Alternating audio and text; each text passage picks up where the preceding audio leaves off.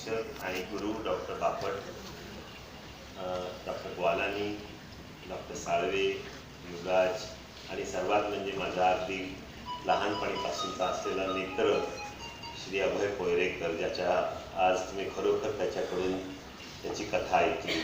बऱ्याच वेळा अभय आणि मी अगदी लहानपणापासून म्हणजे जवळजवळ आय रिमेंबर जवळजवळ आम्ही त्याला 35 ते 40 वर्ष ओळखतो, परंतु हा प्रसंग त्याच्या तोंडातून मी काही ऐकला नव्हता. पण आज ऐकल्यानंतर खरोखर त्या प्रसंगाची व्याप्ती आणि तो ज्या परिस्थितीतून गेला आणि वीणा आणि प्राची आणि त्याची सगळी मुलं अगदी आमच्या जवळची असूनही या गोष्टी बऱ्याच वेळा त्यांनी व्यक्त केल्या नाहीत, आज त्यांनी व्यक्त केल्या. खरंच आज त्याचा मला खूप अभिमान आहे. मला वाटतं आज त्यांनी केलेलं सांगितलं त्याबद्दल खरंच मला सार्थ अभिमान आहे त्याचा. पण सर्वात महत्त्वाचं म्हणजे त्यांनी जे सांगितलं त्याच्या पुढे जाऊन या अनुभवातून त्यांनी काय शिकलं आणि त्या अनुभवातून त्यांनी आपल्याला जी प्रेरणा दिली ती फार महत्त्वाची आहे.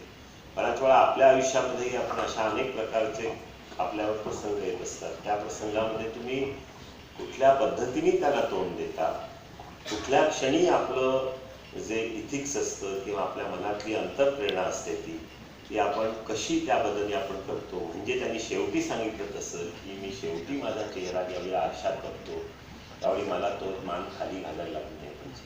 मला वाटतं अल्टिमेटली आयुष्यामध्ये बाकी सगळी सोंग आणता येतात, पण ह्या समोर आपल्या मनाला असलेलं जे आपली जी एक शांतता असते ती आपण कधी मिळवू शकत नाही. मला वाटतं हा त्याचा मेसेज फार सुंदर आहे आणि मला वाटतं खरंच आज चांगल्या मेसेज किंवा मला आज आमचा प्रजासत्ताक दिन दिलाय.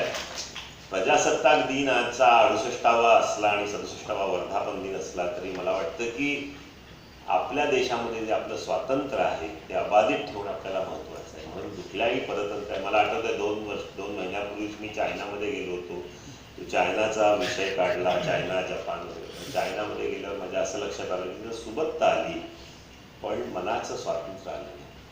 मला वाटतं आपल्या देशामध्ये जे मनाचं स्वातंत्र्य आहे ते गणतंत्र जरी आपण म्हणलं तरी मनाचं स्वातंत्र्य हे आपण फार महत्त्वाने आपण ते जपलं पाहिजे, ते अबाधित ठेवलं पाहिजे. आणि त्याच्यासाठी जर कोणाचाही आपल्यावर हल्ला झाला तर अभयकडून प्रेरणा घेऊन आपण तो परतवायची तयारी केली.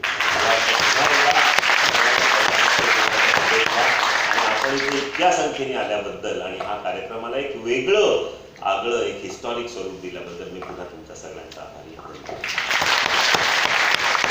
धन्यवाद सर.